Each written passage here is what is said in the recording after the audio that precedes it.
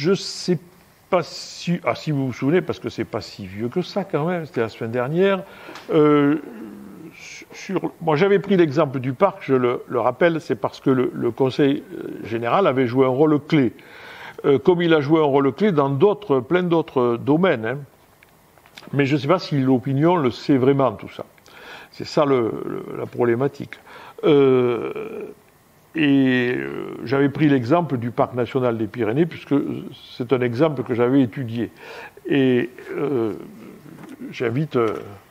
il serait intéressant d'étudier d'autres grands thèmes hein, et d'autres grands débats qui ont posé problème. Hein. Par exemple, je pense à des grands aménagements touristiques. Le projet qui n'a jamais vu le jour, mais qui était allé assez loin, de la route des lacs, hein, qui aurait permis de rejoindre la vallée de Barèges avec les stations de ski de la vallée d'Or, avec toute cette zone-là. On aurait eu un grand complexe de ski. Bon, ça a capoté. Mais ça a capoté à l'intérieur du Conseil général aussi. Hein.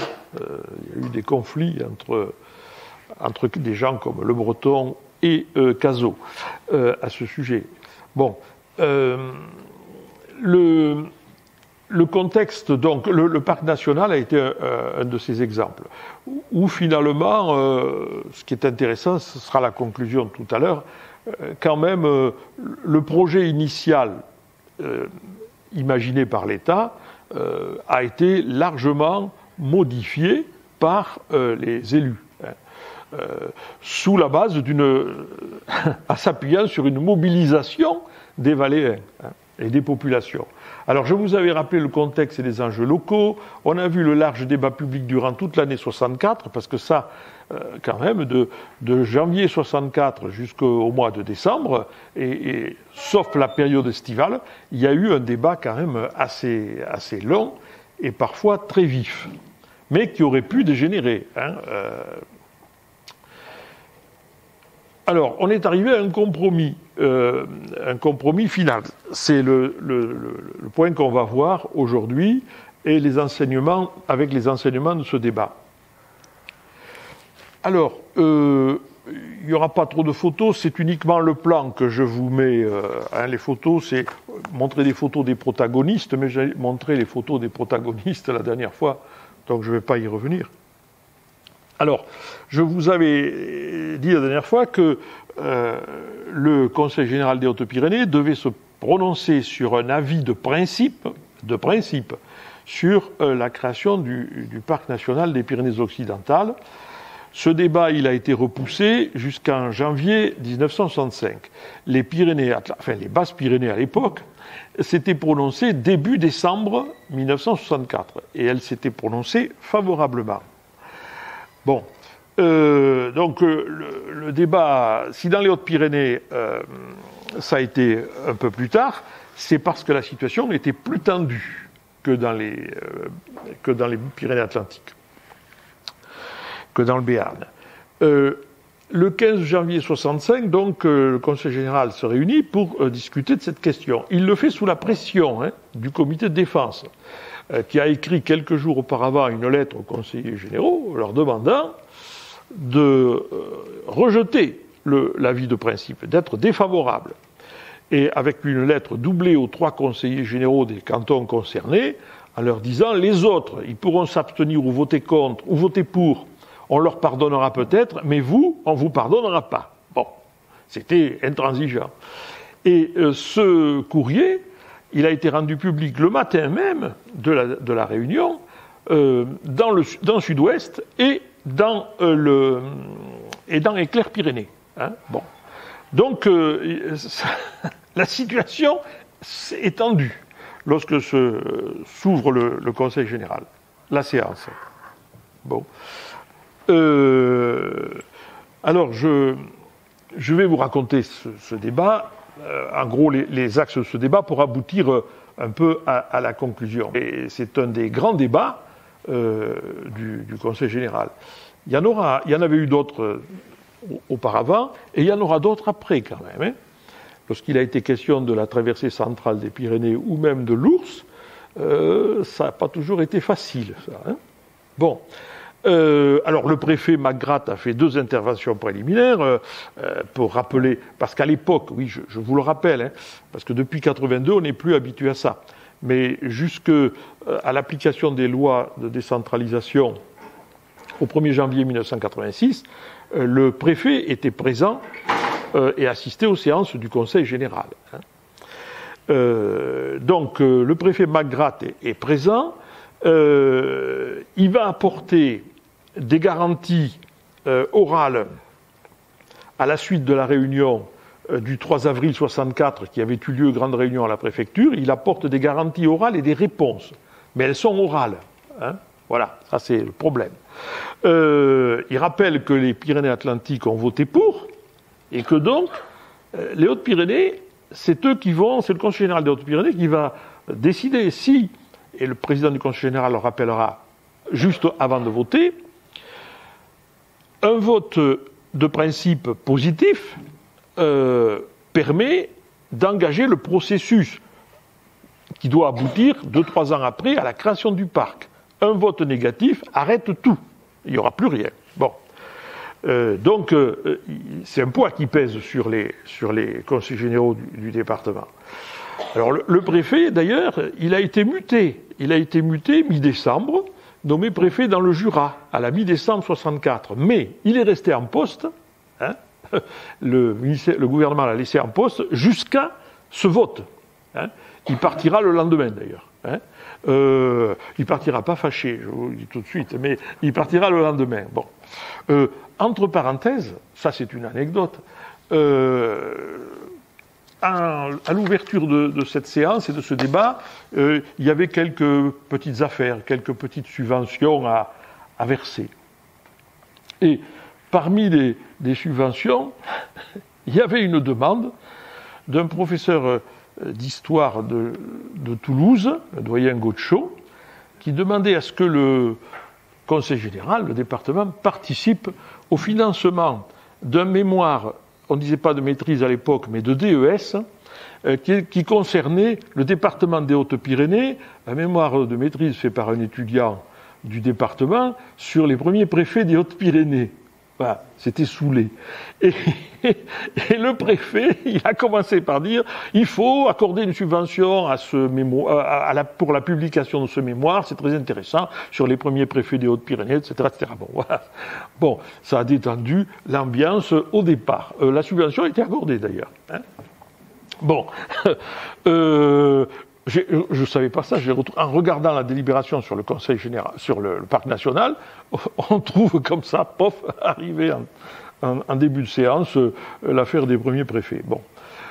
Donc, il les met en garde, quoi, c'est surtout. Hein, votre vote va compter et il donne quelques garanties.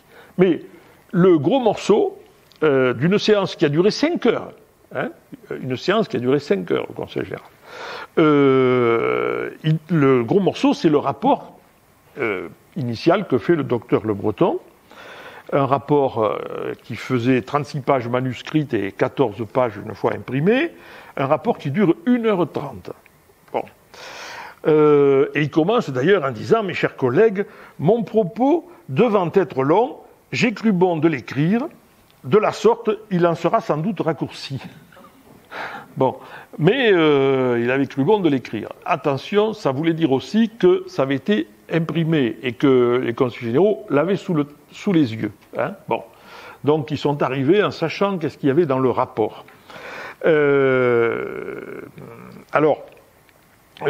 Bon, un petit mot sur le rapporteur. Et sur ce rapport, quand on le lit, il est très intéressant d'ailleurs. Hein. C'est la rigueur et l'honnêteté intellectuelle du rapport, hein, que Le Breton a rédigé lui-même. Hein. Il a limité les commentaires personnels. Quelquefois, ça transparaît ici ou là, hein, mais en conclusion, il donne sa vision et son appréciation personnelle sur le projet, mais dans le cours du rapport, ça ne transparaît pas. Alors c'est un exercice très classique. Ça c'est ma troisième remarque. Ça respecte les règles du genre. moi je suis un peu nostalgique d'une époque où, quand on faisait un devoir en français, mais aussi en philo, et enfin, surtout en français, on nous disait, le bon plan, c'est en 3 parties, thèse, antithèse, synthèse. Bon, après 68, on a dit que tout ça, c'était pas bien, il fallait abandonner et tout ça. Mais moi, j'ai toujours pensé que ça permettait de peser le pour et le contre. C'était une tradition que l'on avait en France dans l'université depuis le Moyen-Âge. Eh bien, le plan de Le Breton, c'est ça. La première partie, c'est une présentation du projet avec les avantages qu'il peut représenter pour le pays. La deuxième partie, c'est une analyse de toutes les critiques qui ont pu être faites contre le projet, n'est-ce pas? Et à ce sens, c'est intéressant, c'est pour ça que c'est équilibré, ce qu'il dit. Et enfin, bon, c'est la troisième partie qui est intéressante, parce que qu'est-ce qu'on en retient? La dernière partie, il montre quoi dans la première partie? Dans la troisième partie, il montre l'évolution qui s'est produite entre le projet initial, tel qu'il avait été plus ou moins pensé, imaginé par l'administration, mais pas complètement publié, où il lâchait quelques bribes par-ci par-là, l'évolution du projet après une année de débat. Hein, et il prenait et montrait comment les revendications allaient être probablement prises en compte, pour lesquels on avait des garanties et des assurances. Alors ça va être et c'est cette troisième partie qui va faire l'objet du débat qui va suivre ensuite. Hein. Parce que le problème est de savoir, est-ce que les garanties orales que le préfet a rappelées juste avant seront-elles appliquées ou pas? Est-ce que ça justifie qu'on donne un avis de principe favorable? Bon, alors c'est là que Cazot, par exemple, qui va s'abstenir, et Pérus qui va voter contre, c'est là-dessus qu'ils achoppent. Hein. Ils disent, mais est-ce qu'on peut vous croire? Bon, alors, selon Le Breton, oui, on peut faire confiance. Alors, qu'est-ce que le préfet a promis?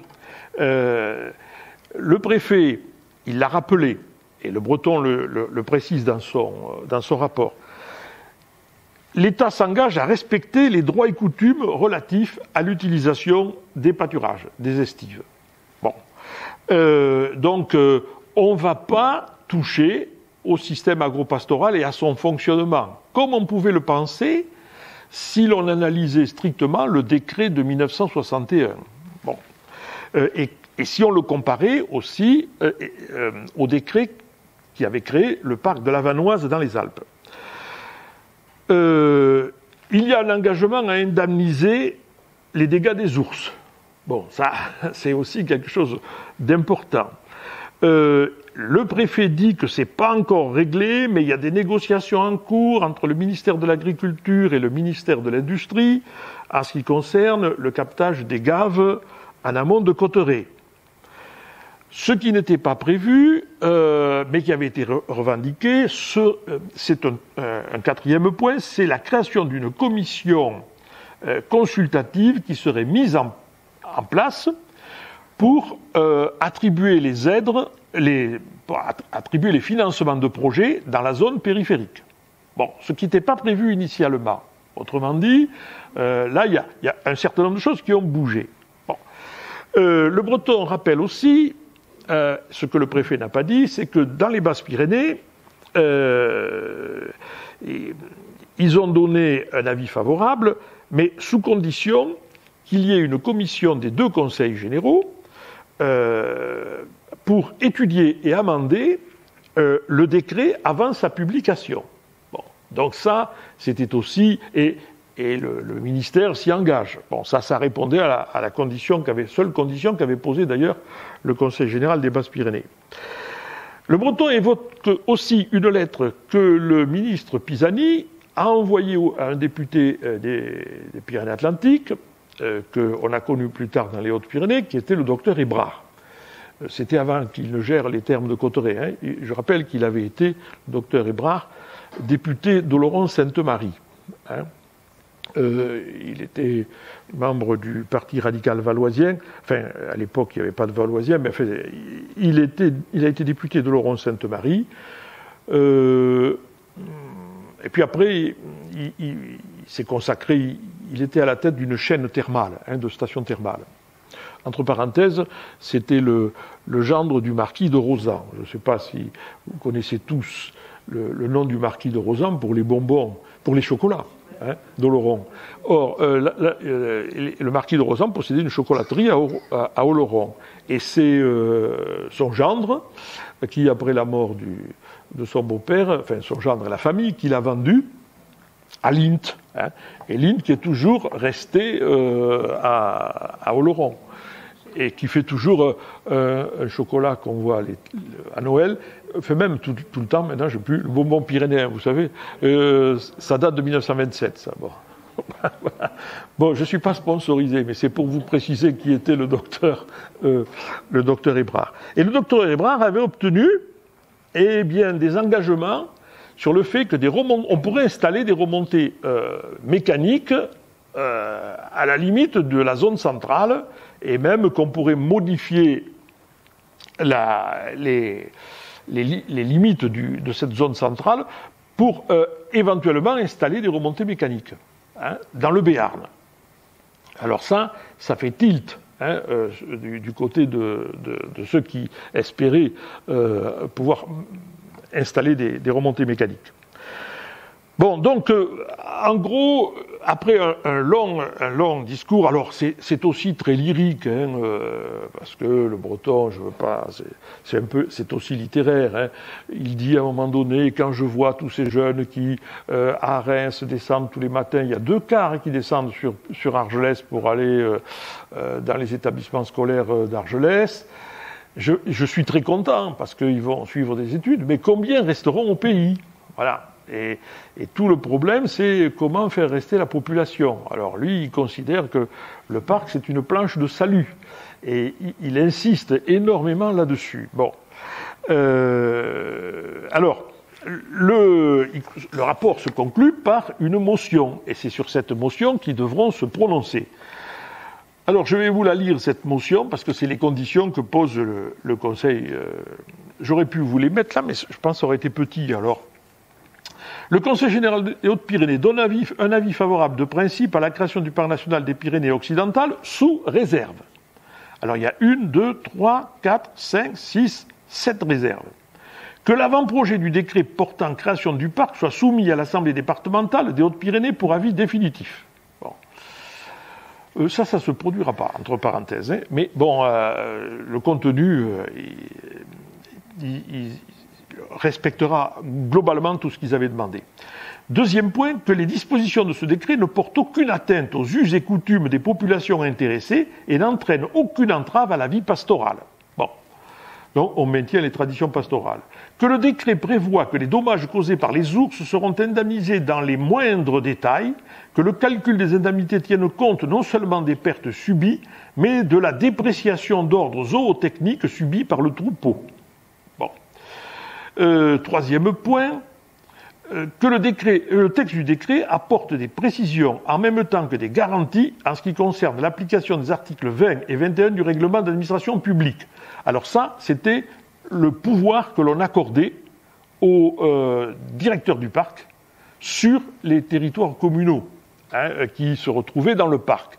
Et je vous avais dit que ce qui était prévu à la Vanoise et puis dans le décret de 61, c'est que le directeur prenait le pouvoir sur les territoires communaux intégrés dans le parc. Alors ça, ils n'en veulent pas. Que l'assurance soit donnée que les eaux de Cotteret ne pourront être captées. Que l'aménagement des remontées mécaniques soit expressément autorisé par le texte du décret et que telle réalisation concernant la vallée du Marcado soit inscrite dans le plan d'aménagement du parc. Bon, ça c'est pour essayer de calmer les Cotterésiennes et en particulier d'obtenir le vote de Pérus. Qu'une commission consultative semblable à celle fonctionnant en Savoie soit créée afin d'élaborer avec les administrations intéressées un programme renouvelable tous les 4 ou 5 ans des réalisations et des améliorations d'ordre social, économique et culturel à apporter dans la zone périphérique. Bon, autrement dit, qu'il y ait une commission de suivi. Bon, qui se mettra en place d'ailleurs. Alors, il n'y a rien de nouveau, mais pour eux, effectivement, là-dedans, ça évacue un certain nombre des critiques qui étaient faites par les opposants. Bon, donc elles sont prises en compte dans la motion. Alors le débat suit après. Le Breton a parlé pendant 1h30. Pérus prend la parole pendant 1 heure. Bon, et l'intervention de Pérus, c'est 13 pages imprimées dans le procès-verbal. C'est presque aussi long que... Bon. Et c'est dans le même style, hein, argument pour, contre, etc. Alors, il commence par rappeler qu'il n'est pas hostile par principe au parc, puisque député, il a voté la loi du 22 juillet 1960. Mais il estime que le projet du PNPO est contraire aux intérêts économiques de son canton. Bon. Alors, il va rappeler pourquoi il s'y oppose. Le premier point qu'il évoque, évidemment, c'est Cotterêts qui est au cœur du débat. C'est que, pour lui, il est nécessaire pour Cotterêts d'avoir une deuxième saison. C'est vrai que jusqu'au début des années 60, la saison touristique à Cotterêts, c'est la saison estivale, la saison thermale. Hein. Vous alliez à Cotterêts à l'époque l'hiver, tout était fermé. Hein. Bon. Or, en 64, il y avait eu l'ouverture du Lys, et puis il y avait d'autres projets, hein, mais qui remontaient déjà à Alfred Meillon. Il voulait mettre en valeur le site du Marcado, et puis aussi la zone du col de Rioux, avec peut-être une station sur le cirque du Lycée, et puis une route qui permette de passer de l'autre côté, hein, du côté de Luce, la route du col de Rioux. Alors pour lui, la condition sine qua non, c'était qu'il fallait sortir le Marcado de la zone centrale. Hein. Il ne se contentait pas de vagues promesses de création, de remontée, d'ouverture, de construction de remontées mécaniques. Lui, il disait, il faut être clair, on sort le Marcado de la zone centrale du parc. Bon. Et enfin, il demandait, toujours lié à Cotterêts, que l'État finance la route du col de Rioux. Hein, bon. Ça aussi, c'était un vieux projet de route d'école. Bon, ça, c'est le premier point, c'est centré sur Cotterêts. Ensuite, également, le deuxième point, centré sur Cotterêts, mais il différencie, c'est la protection des eaux, hein, du bassin de Cotterêts par rapport au projet de captage qu'avait toujours EDF. Après, ces remarques sont... il pense aussi aux éleveurs de son canton, puisqu'il revendique le droit des éleveurs, n'est-ce pas, il défend le droit des éleveurs par rapport au pouvoir que pourrait prendre le directeur du parc. Enfin, il y a un élément qui revendique l'intégration de toute la vallée d'Argelès dans la zone périphérique, parce que la zone périphérique s'arrêtait à Pierrefitte-Soulon. Hein, et n'était pas pris en compte, en particulier les communes qui sont sur le massif, sur le Dabantail, c'est-à-dire le Haut-Aca. Et enfin, il revendique que les élus soient majoritaires au sein du conseil d'administration du parc national. Parce que ce qui était prévu au départ, c'était pas ça. Ça devait être des gens nommés par le ministre, avec 1 ou 2 élus, mais nommés par le ministre, les élus. Donc c'est le ministre qui aurait choisi les élus qui y siégeaient. Bon.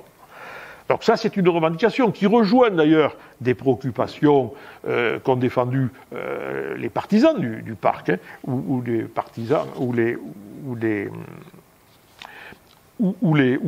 gens qui étaient plutôt moins durs que Pérus, mais comme Cazaux, qui essayaient de trouver des compromis. Bon, la position de... Alors, le Breton lui fait remarquer que s'il n'était pas conseiller général de Cotterêts, il ne tiendrait pas ce discours. Alors, il lui a dit dans son rapport, et alors le Breton, Pérus lui répond, il lui dit attention, il y a d'autres sites impactés. Gavarnie, par exemple. Il n'y a pas que Cotterêts, il y a Gavarnie. Quelles incidences aussi à Barèges et Estaing, docteur, et Estaing, parce qu'il y avait un projet d'aménagement du lac d'Estaing. Hein? Bon, à l'époque. Alors, à partir de ce moment-là, lui, sa conclusion, c'est de dire, je ne suis pas contre le parc, mais je demande du surseoir. Je demande à surseoir notre décision. Parce que il y a trop de ministères concernés, et je ne suis pas sûr que le ministère de l'Agriculture, qui pilote le projet, soit le bon interlocuteur. Il faudrait donc que tous les ministres se mettent d'accord et nous fassent un plan signé. Voilà. Donc, il ne diffère pas trop d'Urbain Cazaux. Urbain Cazaux, il fait une intervention qui dure 10 minutes, même pas. Hein, et puis qui fait quelques lignes dans le procès verbal. Mais il prend la parole juste après Pérus.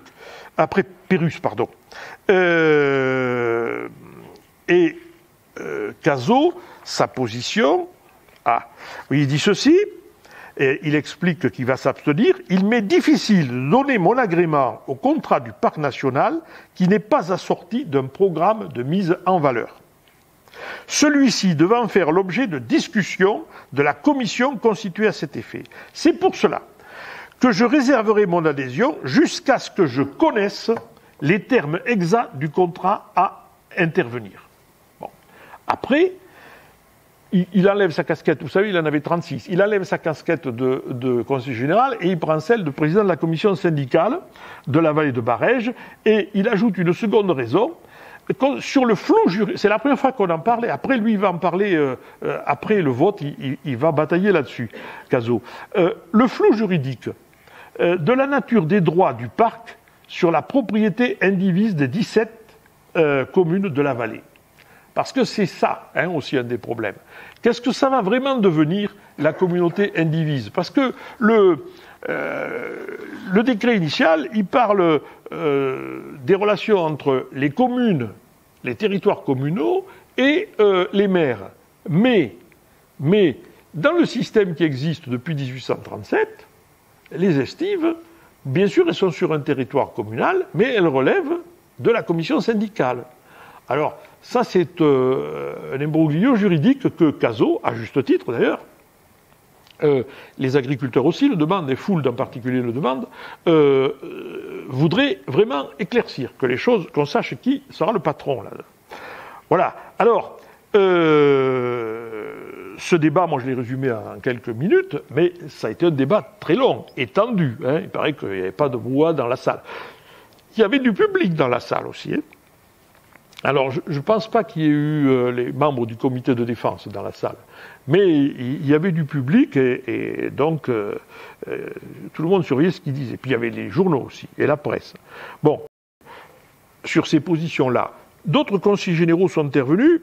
Paul Chastelain. Alors c'est intéressant, ce que dit Chastelain. À l'époque, il était conseiller général de Tarbes-Nord.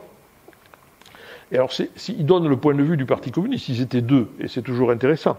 Lui, il dit qu'il comprend les hésitations et les réserves de ceux qui sont contre. Mais alors, c'est curieux d'ailleurs, il condamne les méthodes du comité de défense. Il n'a pas apprécié de recevoir une lettre du comité de défense lui intimant l'ordre de voter contre. Bon. Et voilà que, alors c'est dans les annales, c'est pour ça aussi que c'est à noter, que Chastelain, qui était toujours dans l'opposition au Conseil général. Lui et Peyrès étaient dans l'opposition.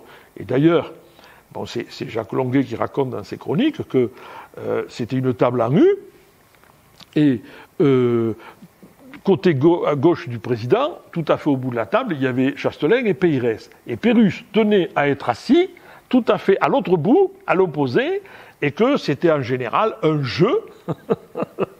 un jeu oral où ils se cartonnaient, quoi, l'un l'autre. Bon. Et donc, voilà que Chastelain félicite le Breton pour la probité de son rapport. Mais il donne la position. Les deux communistes voteront le projet, sous réserve que l'avant-projet soit discuté par les collectivités intéressées et que nous puissions statuer en dernier lieu, sur l'accord de principe. Mais après être sûr qu'on pourra lire le projet de décret et pouvoir l'amender et le modifier si on n'est pas d'accord. Donc en fait, c'est une demande de contrôle de la situation. Et l'autre qui intervient, c'est Jean Colaparos, élu conseiller général de Campan, qui n'a pas trop participé au débat parce qu'il a été élu pour la première fois en 1964, c'est-à-dire au moment où il y avait le débat, et le conseiller général, j'oublie son nom, je le cherche depuis est mort d'une crise cardiaque en allant du côté du pic du Midi, son prédécesseur immédiat, qui était spécialiste des problèmes agricoles, et c'est son prédécesseur immédiat qui aurait dû faire le rapport à la place de Le Breton. Hein. Mais comme il est décédé, c'est Le Breton qui avait pris les choses en main. Et Colaparos, donc, il est nouveau, et quand on est nouveau dans ce genre d'assemblée, on ne sait pas trop où on met les pieds, quoi. Hein. La première fois que Cazaux a siégé au Conseil général, en 1937, il a pris une volée de bois vert du conseiller général d'Argelès, le docteur Abadi, parce que Cazaux, il avait été question de supprimer la ligne de chemin de fer entre Lourdes et Pierrefitte, aux voyageurs. Voilà. Alors, et Cazaux était d'accord. Bon, et alors le conseiller général d'Argelès avait foutu une avoinée dans le compte rendu, et puis la presse dit, oulala, il en a pris plein la figure. Et la première fois que Pérusse a siégé avec Le Breton au Conseil général des Hautes-Pyrénées, c'était le jour où on discutait de la suppression de la ligne de chemin de fer, enfin de train, de tramway, entre Pierrefitte et Cotteret. Et là, Cazaux était toujours pour. Et Pérusse, nouvel élu, il devait défendre le projet, d'autant plus qu'il avait le maire de Cotteret, Alfred Meillon, dans la salle. Hein, donc, gare à lui s'il disait rien. Donc, il est monté au créneau pour la première fois Pérusse, soutenu timidement par Le Breton, et tous les deux s'étaient fait ramasser par Cazaux, hein, voilà, qui prenait une revanche. Donc, c'est pas facile quand on est nouveau, je suppose, hein, moi j'ai jamais été élu dans ce genre d'assemblée, mais je suppose que quand on est nouveau, ça doit pas être évident d'intervenir.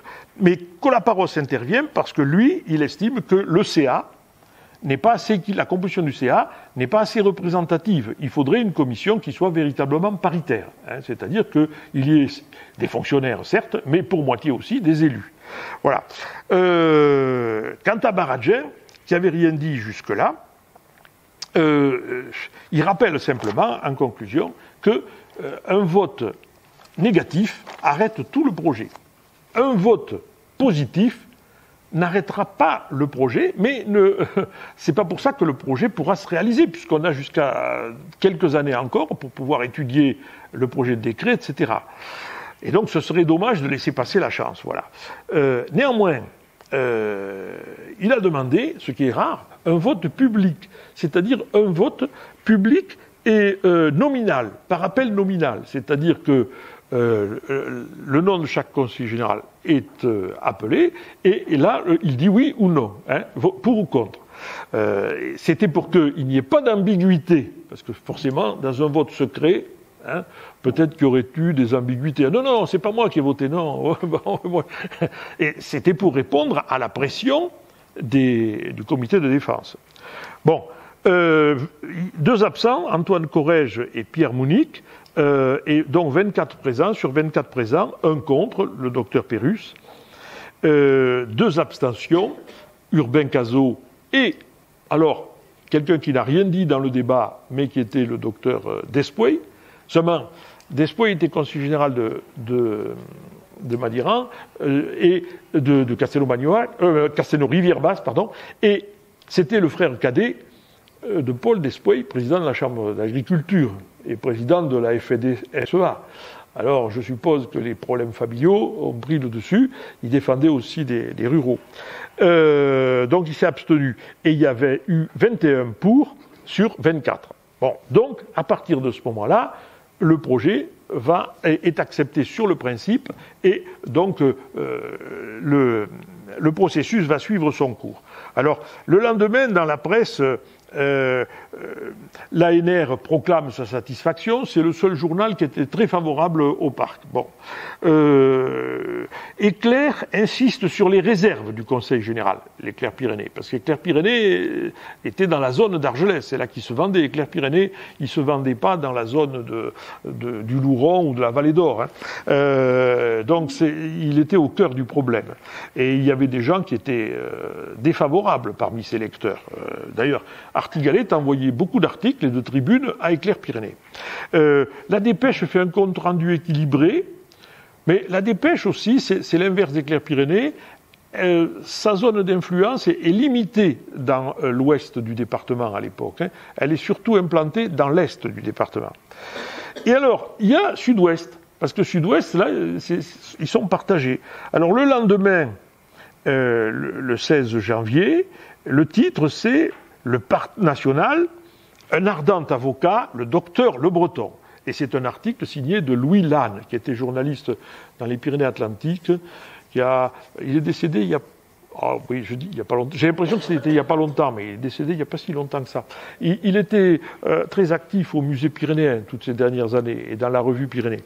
Et le surlendemain, 17 janvier, un autre article signé Jacques Longuet cette fois-ci. Alors, le lendemain, on dit le docteur Le Breton a été un très bon défenseur du parc. Et le surlendemain, on dit le docteur Pérus a défendu courageusement ses objections et celles des opposants au parc. Que bon, les lecteurs de Sud-Ouest, ils devaient être partagés. Hein. Bon, voilà. Alors après, il y a d'autres assemblées qui sont consultées. Mais après, parce que si le Conseil général avait donné un avis défavorable, tout s'arrêtait. Donc, ne donnant pas un avis défavorable, on demande l'avis de la Chambre de commerce, de la Chambre d'agriculture et des communes. La Chambre de commerce, dès février 65, émet un avis favorable, avec des réserves. Alors, les réserves de la Chambre de commerce, on s'en doute, c'est la poursuite des différents travaux routiers en cours, en particulier la route Gavarnie-Ordessa par le col de Boucharo, et la possibilité de poursuivre l'aménagement d'installations pour la pratique du ski. Bon. Et une demande surtout, troisième demande, c'est qu'il y ait un contrat écrit. Mais là, la Chambre de commerce et d'industrie ne fait que répéter la position de Cazot, qui est aussi président de la Chambre de commerce et d'industrie. Donc on retrouve son positionnement. La Chambre d'agriculture, c'est plus difficile. Elle est favorable à une faible majorité. Une faible majorité le 11 avril. Et elle met plus de temps pour décider. Et c'est un bulletin secret.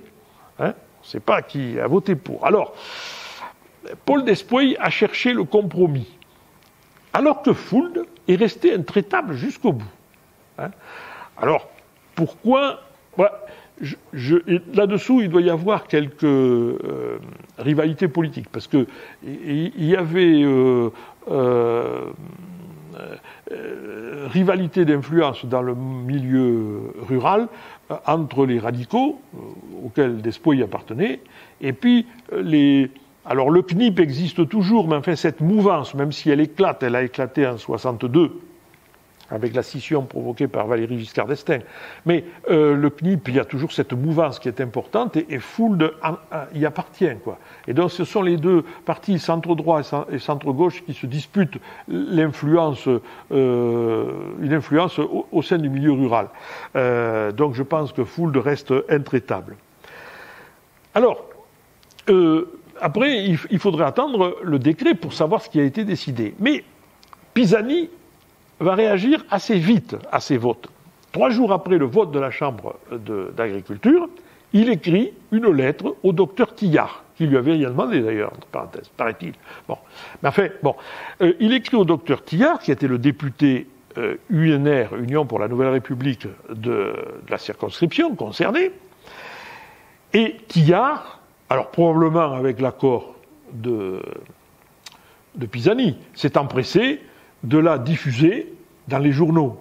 Bon, c'est-à-dire qu'en fait, c'est par ce truchement, qui n'était pas un truchement officiel, mais qui était un moyen officieux de faire connaître la position du ministre, quoi. Pisani répond écrit à Tillard pour lui donner sa position. Bon. Et c'est surtout sur les points d'achoppement qu'il répond. Il écarte l'élargissement de la zone périphérique à la vallée d'Argelès. Là, il n'en veut pas. Il dit, bien plus. Et alors il explique que non, ça c'est pas la peine, etc. Bon, Mais il ajoute en conclusion, et ça c'est polémique aussi, bien plus, le conseiller général du canton intéressé, maire d'Argelès, est le seul conseiller général des 2 départements à avoir voté contre le projet du parc national. Bon, voilà. Donc c'est un peu punitif contre Pérusse, qui lui répond d'ailleurs dans la presse, et qui dit c'est une brimade à l'égard des bigourdans rebelles. Hein, bon. Voilà. Et bon, mais il ferme pas la porte, Pisani. Il dit si les communes souhaitent adhérer, eh bien qu'elles le décident elles-mêmes par délibération. Alors là, il y a toute une série de communes qui vont délibérer pour dire qu'elles veulent y participer. Bon. Alors, ça a été interprété. Il y a un ancien maire d'Arcisans-de-Sus qui me racontait, il y a pas longtemps, qui me dit « Oui, ça c'était un coup monté pour augmenter le nombre de communes favorables. Puisqu'elles voulaient être dans la zone périphérique pour avoir des sous, eh bien elles allaient augmenter le nombre de communes qui étaient favorables au parc. » Bon, alors, ça c'est la version de quelqu'un d'Arcisans-des-Sus, où ils étaient farouchement contre. C'était un pôle de résistance, Arcisans-de-Sus. Bon, alors, l'affaire entre Pisani et Pérusse, c'est une affaire entre les gaullistes et le courant auquel appartenait Pérusse, qui était un soutien d'Antoine Pinet, qui ont voté la censure en 1962. Hein, et donc, à partir de là, après la dissolution de 62, qui a suivi la censure, l'UNR a présenté un candidat contre Pérusse qui s'était représenté et qui a été battu au second tour. Il y avait eu une triangulaire au second tour, et battu par Tillard. Donc en fait, il s'agit aussi de contrôler Pérusse, parce qu'il a été député, il a une influence dans le département à cette époque. Et il y a une concurrence entre les 2 droites, là, en quelque sorte. Hein.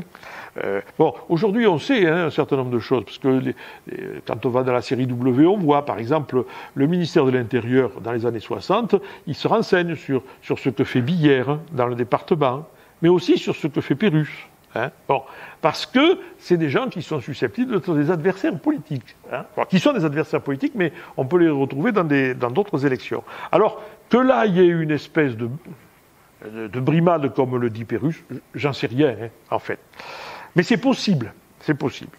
Et sur le problème de Cauterets, alors là, il est plus ferme. Il est très ferme. Il dit « Il vous apparaîtra évident que la protection absolue du système hydrographique en amont de Cauterets, dans les sites des vallées du Géret, de l'Utour, de Gobes et du Marcado, est liée au problème général du respect de la nature et des paysages de ces vallées prestigieuses.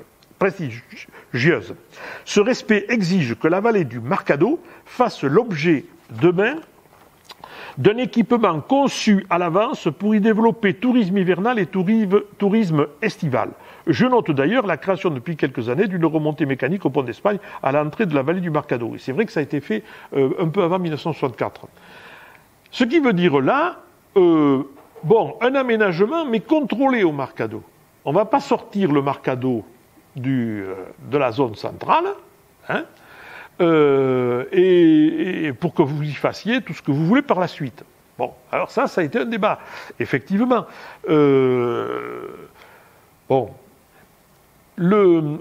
Aujourd'hui, je crois que ça fait consensus. Un ancien maire de Cauterets, très âgé, me disait heureusement que finalement il n'y ait pas eu une véritable station qui se soit construite au Marcado, parce qu'on y aurait vu des hôtels, etc., etc. Et au village ici en bas, peut-être qu'on aurait moins de monde maintenant, ce qui est fort possible. Hein. Mais il met les Cauterésiens devant leurs contradictions en disant ok, plus de captage EDF, mais pas pour aller installer des routes et faire n'importe quoi là-haut, quoi. Voilà. Et ça, c'était le problème. Par contre, à Gavarnie, eh bien, dans la même lettre, il dit on va modifier le tracé de la zone centrale à l'entrée de la vallée des Espessières pour y faciliter l'installation d'une station de ski. Voilà. Bon. Donc là, on a pu construire, on va modifier donc le territoire de la zone centrale qui va permettre l'aménagement de la station. Donc il y a des aménagements ce sont des engagements, c'est les seuls engagements écrits qui sont faits par le gouvernement juste après les votes. Après, le débat va se poursuivre. Alors, je n'ai pas parlé du débat communal, des votes des communes. Ah oui, j'ai marqué, j'aurais dû poursuivre, mais enfin, vous avez suivi le débat, le vote. Bon. Et puis les autres instances, Chambre de commerce et d'agriculture, la lettre de Pisani au docteur Tillard. Et puis il y a le vote des communes concernées. Alors, le problème, c'est que 65, c'est une année électorale. Mars 65, il y a des élections municipales. Alors, il n'y a qu'une seule commune qui a voté bien avant les élections municipales, c'est Barèges. Dès fin janvier, Cazaux interroge, il devait penser qu'il allait être réélu, certainement. Cazaux réunit le conseil municipal de Barèges et la commune de Barèges soutient le projet sous des réserves, mais sous les réserves que Cazaux a émises. Bon. Alors, c'est après les élections municipales que les communes vont se prononcer. Alors, moi j'ai retenu surtout les communes qui étaient dans la zone centrale, hein, qui touchaient à la zone centrale. Bon, alors, il y en a 3 qui sont contre dans la zone centrale. Gavarnie, Gèdre et Cauterets. Bon. À Cauterets, c'est 9 contre et 4 qui ont présenté, qui se sont abstenus après avoir présenté une solution intermédiaire. Il y a 4 personnes à Cauterets qui avaient dit attendons de connaître vraiment le projet concrètement avant de nous y opposer. Bon. Et c'est pas n'importe qui, c'est le maire, c'est son adjoint André Rius, c'est aussi quelqu'un de très influent à Cauterets qui est le docteur Flurin, et puis Jean Ferré. Ce sont des gens qui disent on attend, et eux s'abstiennent. Néanmoins, Cauterets vote contre, et alors d'après la presse, ça a été suivi d'un tonnerre d'applaudissements, parce que la salle du conseil municipal était pleine de monde, hein, et à l'extérieur, il y en avait aussi. Bon, donc, c'était tendu. En revanche, les communes de Luce et d'Arès, pour les communes les plus importantes, ont voté pour. Hein. Après, pour les petites communes, ça a été mitigé dans la zone centrale. Hein. Il y avait une légère majorité de communes qui étaient contre. Bon. Mais comme tout ça a été consultatif, et que l'avis de principe avait été donné, ça n'allait plus freiner le projet. Une petite remarque, les municipales, le parc, il a été absent des débats des municipales. Hein, absent. Voilà. Parce que dans le Val d'Azur, on pouvait penser que le Breton, il allait se mettre à dos une grande partie de la population. Non, il est réélu à la tête d'une liste unique à Reims. Et puis, Paul Cardebat, l'opposant d'Arcisans de Sus, lui, il est réélu tout seul à Arcisans de Sus. Bon, donc il n'y a eu aucun effet, ça n'a eu aucun impact. Il y a eu la seule modification qu'il y ait eu au niveau des élections dans le secteur, au point de vue municipal, c'est un changement de majorité à Pierrefitte, mais ça n'avait rien à voir avec le parc, mais ça avait à voir avec une division d'une partie des radicaux qui ont rejoint les socialistes, qui a permis à un socialiste d'être élu maire de Pierrefitte en 1965. Mais le parc était loin de tout ça. Le seul fait notable, je le dis, mais qui n'a rien à voir avec le parc non plus, dans ces élections municipales dans le Lavedan à cette époque-là, c'est pour la première fois dans le département des Hautes-Pyrénées, l'élection d'une femme comme maire. La première, à Saint-Savin, en 1965. Hein, Madame Cécile Soulas, qui est aujourd'hui décédée. Et ça a été, c'est 65, la première femme maire dans les Hautes-Pyrénées. Complètement oublié, ça d'ailleurs. Hein. Et pourtant, bon, c'était quand même important. Le parc était loin, hein, tout ça. Bon, alors, le compromis final. De quoi il résulte de tout ça? Je regarde l'heure parce que... oui, on a le temps, bien sûr. La pression a continué entre 65 et 67. C'est surtout... Alors, Cazaux fait une pression juridique, et Fould aussi. Hein. Il demande... alors, il a posé des questions écrites, des questions au préfet, des questions écrites au ministre, etc. Le problème, c'est de savoir si le décret qui va créer le parc national des Pyrénées occidentales il s'imposera comme charte du conseil du parc, ou est-ce que le décret de 1961 qui est défavorable va lui être supérieur juridiquement? Bon, ça c'est une crainte. Et Pisani répond finalement le 13 mai 1965, ceci: la charte définitive aura un caractère de particularité que l'autorité supérieure s'engage à maintenir. J'insiste sur le fait que le décret créant le Parc national des Pyrénées-Occidentales constitue la seule charte fixant les rapports entre l'établissement public chargé du parc et les communes et intérêts privés concernés. Bon, donc c'est clair, ce qui va s'appliquer comme règle, c'est ce qu'il y aura dans le décret de 67. Ils ne savent pas que ça sera encore en mars 67, mais dans le décret du PNPO. Et on ne pourra pas s'appuyer sur le décret de 61. Bon, donc ça c'est fait pour rassurer. Et Pérusse, lui, il est toujours avec son problème d'EDF et il multiplie les interventions auprès du ministre de l'Industrie. Maurice Bokanovski, ça vous dit plus rien ça, hein? Non, bon. Bokanovski était un républicain indépendant, donc quelqu'un qui avait été dans la mouvance du CNIP, et Pérusse avait été député du CNIP, donc il avait ses relations aussi. Et il multiplie, et le ministre de l'Industrie ne s'engage pas. Il va falloir attendre le décret de 67 pour être sûr qu'il n'y aura pas de captage des eaux. Bon. Alors, le Breton qui est favorable, lui, il veille à ce que tous ces débats, tous ces échanges de lettres, etc., soient envoyés aux maires des communes concernées, parce que ça tiraille quand même sur le terrain. Bon, alors, le compromis, on le voit dans le décret du 23 mars 1967, qui respecte les engagements oraux qui ont été pris. Alors, là-dessus, je voudrais... et revenir. Ah, le problème, c'est le problème de lumière, tiens. Dans le décret, la zone centrale prévue était de 50 000 hectares. Elle est ramenée à 45 700 hectares. La zone cœur, la zone centrale. Dont la forme lui vaudra le nom de vermicelle. Parce que dans le Béarn, comme chez nous à Gavarnie, hop, on a enlevé des zones pour permettre l'installation de remontées mécaniques ou de zones de ski. Voilà. Bon. Alors, ça va satisfaire les agriculteurs, ou les gens du tourisme plutôt, mais ça ne va pas satisfaire les partisans du parc. D'autant plus que, au contraire, la zone périphérique qui était prévue de 180 000 hectares, elle est montée à 206 352 hectares. Il y a notamment les communes nouvelles qui sont rentrées. Bon, alors les partisans du parc vont juger que cette zone centrale est étriquée et que la zone périphérique est démesurée. Bon, nouveauté aussi, il en avait été question à un moment donné, il n'y a aucune zone réservée.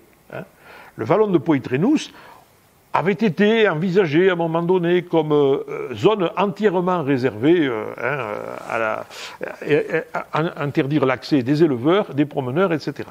Bon.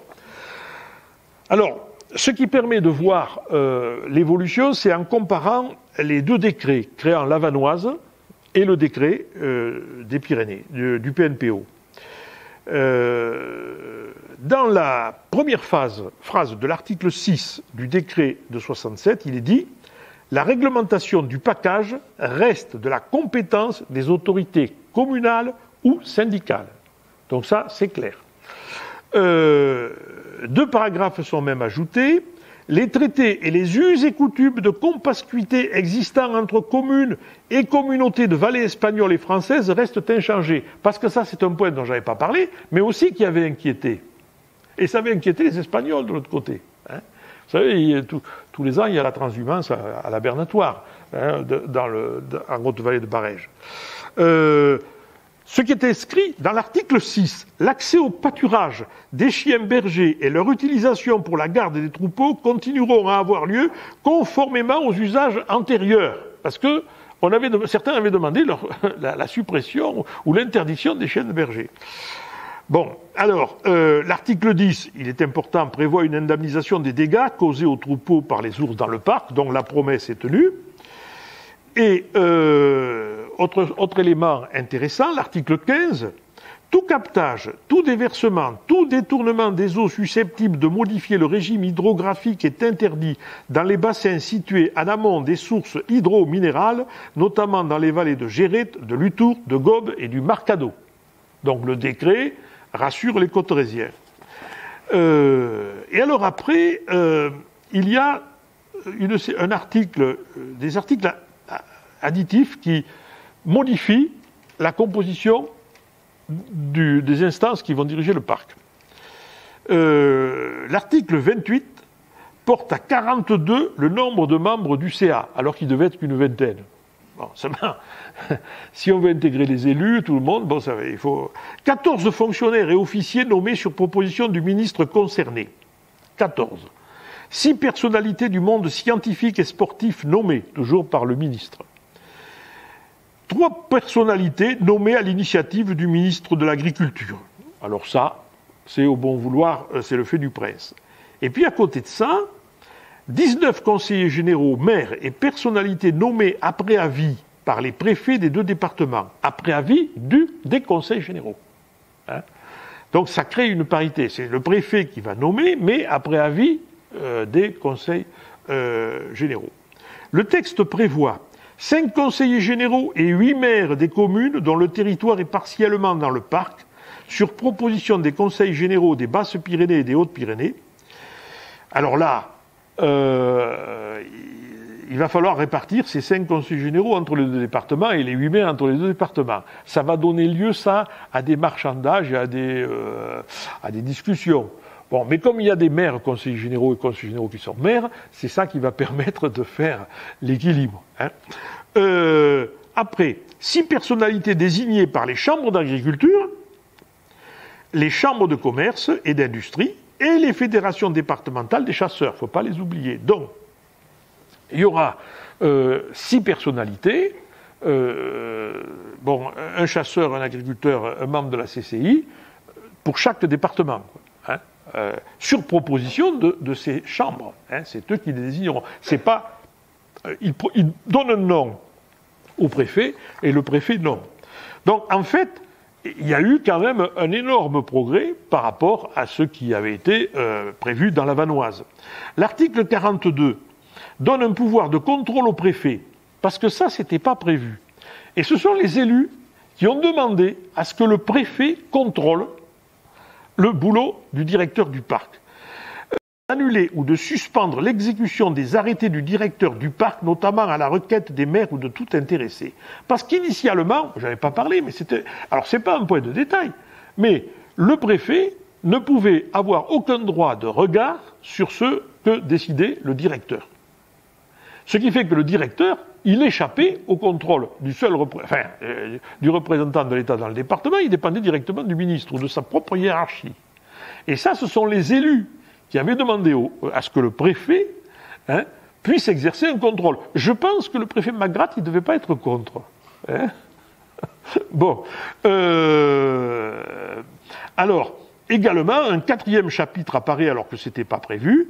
Il concerne la mise en valeur de la zone périphérique. L'article 47 instaure une commission consultative départementale présidée par le préfet dans chaque département, composée des parlementaires, des conseillers généraux concernés, du président du CA du parc et du directeur, de 6 maires de la zone périphérique désignés par le préfet, des présidents de la chambre d'agriculture, de la CCI et de la chambre des métiers et de 3 personnalités ayant une compétence particulièrement choisie par le préfet. Ces 2 commissions seront chargées de veiller à l'aménagement de la zone périphérique. Autrement dit, les élus, les responsables des corps intermédiaires, comme on dit aujourd'hui, pour parler des représentants de la Chambre d'agriculture, de la CCI, etc., vont siéger dans des commissions. Alors, ces commissions, elles sont consultatives, mais enfin, ils siègent. C'est déjà un progrès par rapport à ce qui était prévu, où il n'y avait rien, quoi. Hein. Tout descendait d'en haut. Alors, le Conseil général pouvait être assez satisfait au final parce que de tout ce débat de l'année, il en était sorti quand même pas mal d'assouplissement par rapport à la situation initiale. Donc, on peut considérer que c'est positif. Ça a été l'exemple d'un débat qui était où il y avait eu un véritable dialogue avec les représentants de l'État dans le département et les représentants de l'État et les élus. Ce qui est pas toujours le cas, et je ne sais pas si c'est le cas, parce que... Enfin, je vous dirai ça après. On a des exemples où visiblement, il y a des engagements qui sont pris, et puis on voit pas les effets. Donc, on a eu un compromis finalement, et ça c'est intéressant. Il y a eu simplement un soubresaut à Cauterets en 1969. Les Cauterésiens, ils n'étaient pas contents parce que 68, ils ont des projets eux. 68, c'est cool. 69, c'est cool. La préfecture est au courant des projets qu'a Cauterets, mais voilà que l'argent prévu pour la zone périphérique, il tombe sur Barège, il le voit tomber sur Arens, et sur Cauterets, il n'y a rien. Voilà. Bon, alors, le conseil municipal de Cauterets démissionne dans sa totalité le 28 juillet 1969. Article dans la presse. Alors, la préfecture fait le dos rond. On nomme toujours dans ces cas-là un chargé d'administration provisoire et on organise des élections municipales. Bon, début septembre, élection municipale à Cauterets, premier tour, 27 votants, pas de candidat, rien. Pourtant, à Cauterets, en général, c'était disputé, les élections. Bon. Et là, tout le monde serre les coudes. Personne n'est candidat. Alors, le lendemain de ce premier tour raté, le préfet, qui était un certain Michel Barbier à l'époque, réunit le sous-préfet d'Argelès avec lui et prend le sous-préfet d'Argelès et monte à Cauterets et organise une réunion des conseillers municipaux sortants et en présence de chefs de service de la préfecture, et on examine les demandes de Cauterets. Et voilà que le préfet dit « C'est vrai que vous avez des demandes, qu'elles sont justifiées, je ne comprends pas pourquoi ces demandes n'ont pas, etc. » Et le mardi matin, il donne un aval à toutes les demandes de Cauterets, les subventions qui étaient prévues vont être versées, etc. Ce qui fait que le mardi soir, l'ancien conseil municipal redépose une liste pour pouvoir se présenter pour le second tour. Sauf le maire, le docteur Thierry, qui était très âgé, qui ne s'est pas représenté. Et c'est son premier adjoint, André Rius, qui a été élu maire. Et alors après cette nouvelle municipalité élue, elle va, dès 70, faire un projet, un véritable projet, d'aménagement de Cauterets assez synthétique, intéressant. Et ça n'émane pas, c'est intéressant parce que ça émane de gens très actifs à Cauterets. Les hôteliers, bien sûr, mais pas que. Les gens qui s'occupent du sport, qui s'occupent des guides, etc. Il y a François Bory qui a pris une part importante aussi dans la discussion de ce projet. Ils ont posé... Je l'ai découvert il n'y a pas longtemps, ce projet, il est intéressant, et il n'est pas fait par des technocrates. Bon. Et c'est à partir de ce projet que la municipalité élue en 71 va faire toute une série de réalisations, notamment la route du Cambasque, élargir la route de la Raillère, il y aura la patinoire, enfin, etc. Un tas de projets d'aménagement. Mais il a fallu qu'ils démissionnent, encore une fois. S'ils n'avaient pas démissionné ou tapé du poing sur la table, bon. Alors, c'est curieux, parce que les votes de Cauterets, à l'époque, étaient favorables au gouvernement. Bon. On en parlera après rapidement. Sur les incidences électorales qu'a pu avoir tout ce débat, c'était curieux que Cauterets ait été oublié. Bon. Alors les Cauterésiens, ils soupçonnent Cazot d'avoir un peu tiré la couverture à lui. Bon, ça évidemment, c'est toujours pareil.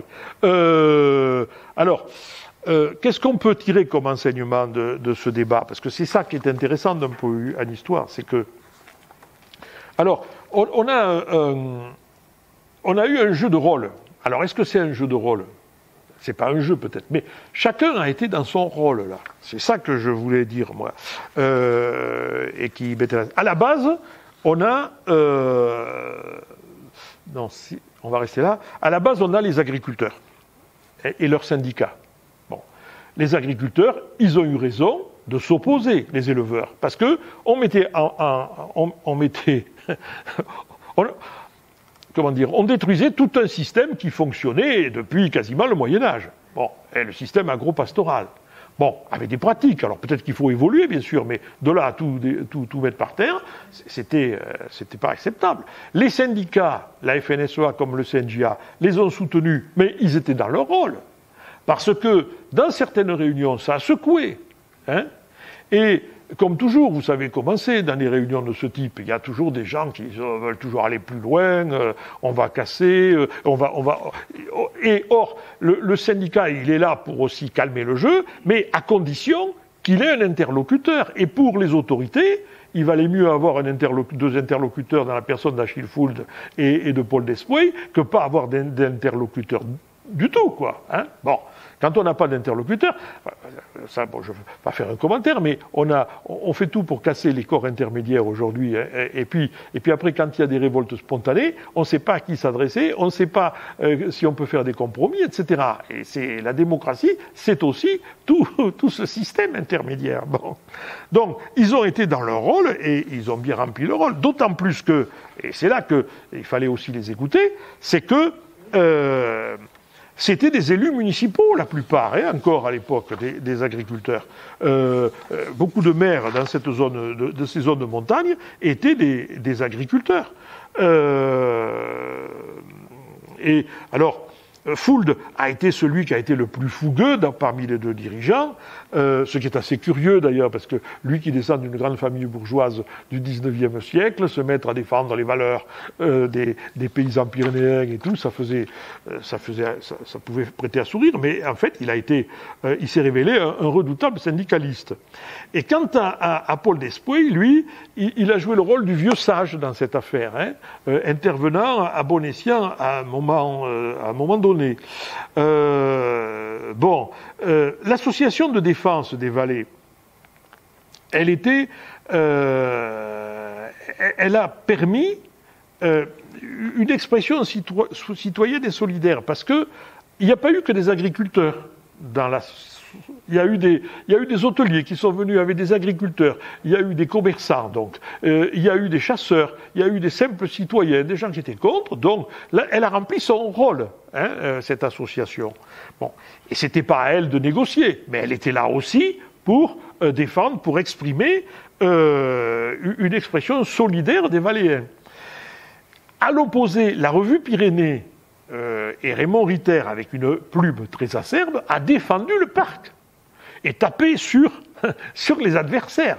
Bon, mais il a eu son rôle aussi, Raymond Ritter. Et on sait aussi que, par exemple, lui aussi, il ne donnait pas trop la parole aux intégristes qui voulaient qu'il n'y ait personne qui aille dans le parc, que ce soit une zone entièrement fermée. Hein, ceux qui faisaient de la surenchère. Il leur a pas donné la parole. Bon, donc il a servi lui aussi d'intermédiaire. Et puis nous avons eu, alors après, ça c'est pour le jeu de rôle à la base. Tous ces gens-là, c'est pas eux qui négocient, donc eux, ils ont intérêt à exprimer leurs revendications. Bon, au sommet, on a eu deux personnages habiles. Le préfet Magrath est quelqu'un qui a fait preuve d'habileté. Il a su arrondir les angles. Hein. Quand il est parti, il a dit une chose assez... Mais c'était à l'issue de ce débat, il y a eu le pot de départ du préfet. Hein, bon. Parce qu'il partait le lendemain. Et alors, lors de son pot de départ, il a eu une formule. Je la cherche. Oui. oui, j'avais écrit ça. La tension des débats de l'année 64 ne l'a pas atteint, si l'on en juge par son dernier propos à l'adresse des conseillers généraux. J'ai apprécié votre esprit gascon, moi qui suis normand, cet esprit gascon qui vous fait traiter les sujets importants tout en gardant le sourire. Sachez garder votre esprit gascon. Bon, il a compris qu'il y avait aussi de l'humour dans certaines déclarations. Bon, et d'ailleurs, lui, lors d'une réunion publique, Pérus, qui était contre, lui avait dit le 3 octobre, « Avec vous, nous n'avons pas d'inquiétude à avoir, mais on ne sait pas qui peut vous succéder ». Ce qui montre que le préfet, il a joué le tampon. On sait aujourd'hui dans les rapports qu'il a fait, mais c'est vrai pour Schmitz, qu'ici, il défend le projet, il essaye de calmer le jeu, etc. Mais après, dans les rapports qu'il fait, il attire l'attention sur la nécessité de trouver des concessions et de faire des concessions. Donc il est dans son rôle, quoi. C'est pas facile d'être entre le marteau et l'enclume. Et Pierre Schmitz, c'est la même chose. Pierre Schmitz, qui a été chargé de mission et qui sera le premier directeur du parc, dans ses rapports, il a toujours défendu. Bon, localement, il a défendu le parc face aux gens qui étaient en face de lui, mais dans ses rapports, il était toujours beaucoup plus nuancé.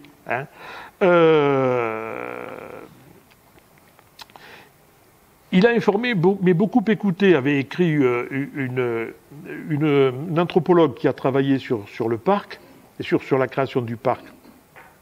Et elle nous rapporte que Pierre Schmitz a relayé auprès de sa hiérarchie les préoccupations recueillies sur le terrain, parce qu'elle a eu accès au courrier officiel administratif que Schmitz faisait remonter. Ainsi, dès 1962, donc, il avait été chargé d'une mission pour un projet à Cauterets, mais ce n'était pas encore le parc.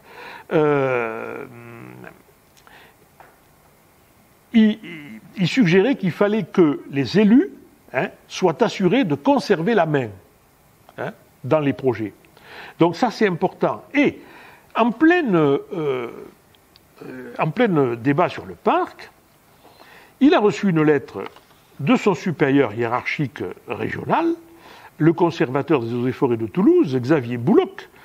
Il lui envoie un rappel à l'ordre. Ça a été trouvé dans les archives personnelles, dans son dossier à Paris. « Je ne puis que vous inviter à être très réservé, lui dit son supérieur. Si dès le départ, on envisage de se lier en subordonnant l'action que l'on exercera dans le parc au seul bon vouloir des représentants des collectivités locales, autant renoncer tout de suite à le créer. » Voilà. Autrement dit, on ne les écoute pas. Or, c'est bien à quoi l'on risquerait d'aboutir si l'on assurait aux représentants de ces collectivités, ainsi que vous le suggérez, la majorité dans le conseil d'administration, a fortiori celle-ci et sa présidence. Et quelque temps après, ça ne décourage pas Schmitz, puisqu'il dit « il faut négocier avec les détracteurs pyrénéens qui se fédèrent et font entendre leur voix. Il faut négocier. » Voilà. Il a toujours été sur cette position. Alors que sur le terrain, dans les réunions auxquelles il a participé, il a toujours défendu le parc et sa nécessité. Il est allé au congrès départemental des jeunes agriculteurs, et c'était courageux parce qu'il allait les affronter. Il était présent dans les réunions organisées par le comité de défense à Luce et puis dans le canton d'Aucun. Il a toujours défendu. Mais en même temps, il prévenait sa hiérarchie pour leur dire attention, il faut écouter les gens sur le terrain. Et ça, c'est important. Alors, entre parenthèses, ce même Xavier Bouloc, qui envoie une lettre de rappel à l'ordre à Pierre Schmitz, c'est celui qui demandait au préfet, au ministre, de destituer Paul Cardebat, à la suite de ses propos lors de la réunion du 4 octobre à Tarbes, lorsqu'il avait dit « Messieurs des eaux et forêts, si vous nous amenez au temps de l'occupation, nous, on saura revenir au temps de la résistance. » Bon, alors là, c'était impensable de tenir des propos pareils pour le directeur régional. Bon, autrement dit, Schmitz, il est quand même au contact des réalités.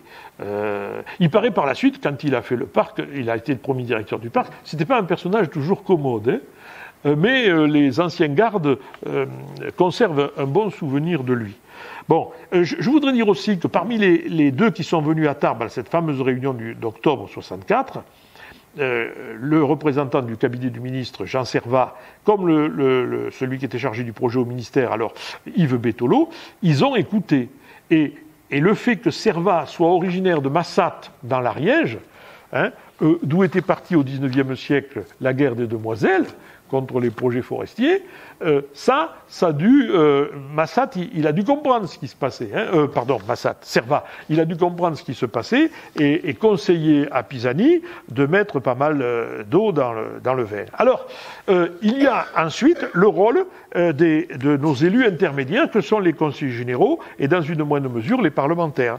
Les conseillers généraux, ils ont cherché, les uns et les autres, à... comment dire, calmer le jeu. Un type comme Le Breton, il a défendu le parc auprès des agriculteurs. Il a essayé d'expliquer tout en essayant de trouver des solutions et des concessions. Bon. Cazot, lui, il a navigué sur le fil du rasoir jusqu'à trouver un compromis. Il cherchait le compromis, lui, évidemment. Mais s'il l'avait dit dès le départ, il se faisait massacrer. Il faut que les choses évoluent. Je crois qu'il a su laisser mûrir la situation avant de prendre une position. Et quant à Pérus, il était prisonnier, lui, d'intérêts un peu contradictoires. Et néanmoins, il a tenu bon, il a tenu son rôle, tout en souhaitant aussi un compromis. Mais il voulait des textes écrits, etc.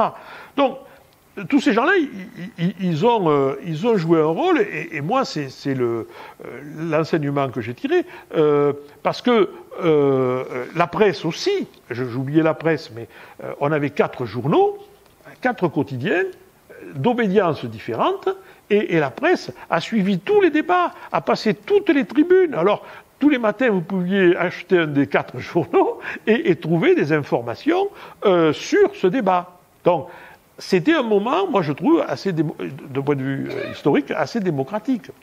Alors, ce que je voulais vous dire tout à l'heure, c'est que, je ne sais pas comment elle a eu, mais il y a la députée... Moi j'avais fait donc un article dans la revue Pyrénées, c'était que alors c'est le rédacteur de la revue qui met les titres. Il m'avait dit le compromis, ça sera bien. Alors il avait un titre sur le grand compromis, quelque chose comme ça. Et puis j'ai reçu une lettre, alors je ne sais pas comment elle l'avait lue, parce que moi je ne l'ai pas envoyé, mais je ne sais pas, de la députée de l'époque dans cette circonscription, Janine Dubié. Une lettre de 4 ou 5 pages. Parce qu'on était en pleine affaire de l'ours. Et alors, pour me dire que moi j'avais dit que les élus avaient joué un rôle parfait dans cette affaire. Ils avaient servi d'intermédiaire et qu'on aurait pu aboutir à une révolte, pourquoi pas. Et ça aurait pu mal se terminer, ça, à un moment donné. Bon, elle me dit, aujourd'hui, on ne peut plus faire ça. Voilà. Elle sortait d'une réunion avec le ministre, là, un éphémère ministre de la... je ne sais plus comment il s'appelait, ministre originaire de Nantes, ministre de l'Environnement ou de l'Écologie, enfin, un vert, de Rugy, oui, François de Rugy, qui leur faisait des promesses, mais qui après le lendemain faisait des courriers où il tenait compte de rien. Alors elle dit, est-ce qu'on compte aujourd'hui comme il comptait peut-être à l'époque Alors j'ai 3-4 pages là. Bon, il faudra qu'un jour je la recontacte, maintenant qu'elle n'est plus députée, pour discuter un peu de ça après, quoi. Parce que, est-ce que c'est vrai qu'aujourd'hui ils ont autant de marge de manœuvre qu'à l'époque? J'en sais rien, mais est-ce que la technocratie n'a pas plus d'importance aujourd'hui? C'est possible, j'en sais rien. En tout cas, moi j'avais été surpris de recevoir cette lettre, je ne m'attendais pas d'ailleurs. Bon, j'avais fait une réponse, mais bon. Mais après, j'ai jamais eu l'occasion de la voir, enfin, ou de prendre rendez-vous pour en parler. Alors, je voulais aussi dire qu'il n'y a eu aucune conséquence politique lors des élections de 67-70. Je ne vais pas m'éterniser parce que je voudrais aborder la fin. Il y a eu des élections cantonales en 67 et en 70. Il y a eu des élections législatives en mars 67. Les élections législatives, elles ont précédé de 8 jours la publication du décret. Bon. Alors, est-ce que le parc, le problème du PNPO a modifié les élections? Non. En 67, le Breton a été réélu conseiller. Il était pour le parc. Hein. Il est réélu avec 66% des voix dans le canton d'Aucun.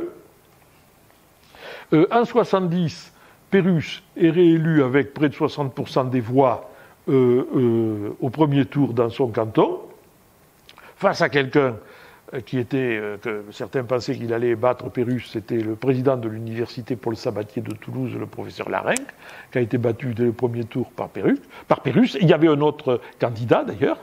Et Cazaux, lui, il a été élu au second tour, comme toujours à Luce. Il n'a jamais été élu au premier tour, Cazaux. Hein. Il a été élu au deuxième tour, avec les voix du candidat communiste, parce qu'il y avait, dans le canton l'ancien canton de Luce, il y avait, maintenant les choses ont changé, mais il y avait un phénomène curieux, c'est que Gèdre était toujours en tête, arrivait toujours à Gèdre en tête, le Parti communiste. Bon.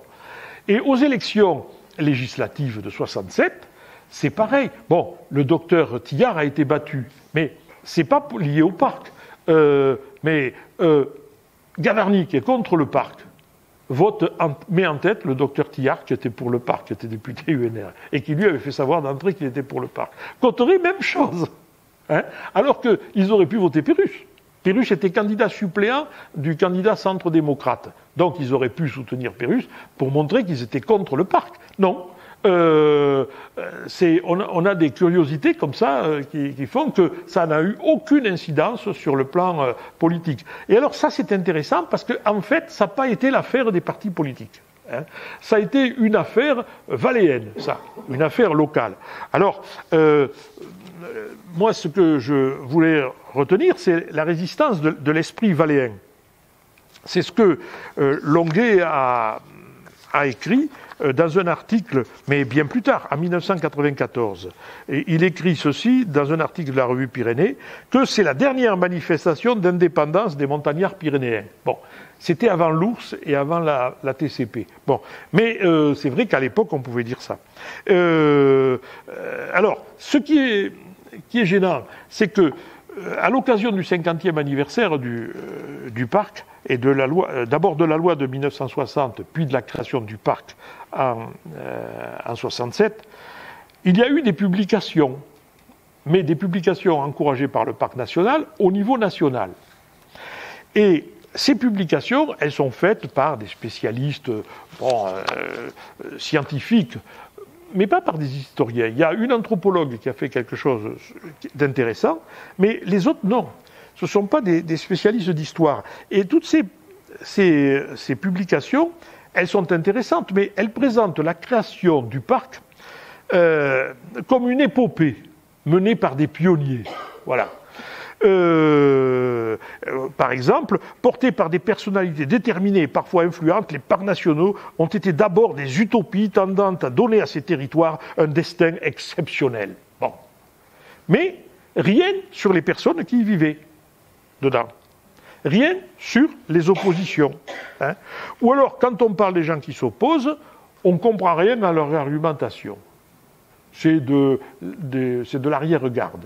Il y a même quelqu'un qui dit « on ne comprend rien à ce galimatia hein, », quand on écoute les arguments des opposants. Alors, en fait, ils ne comprennent pas. Hein.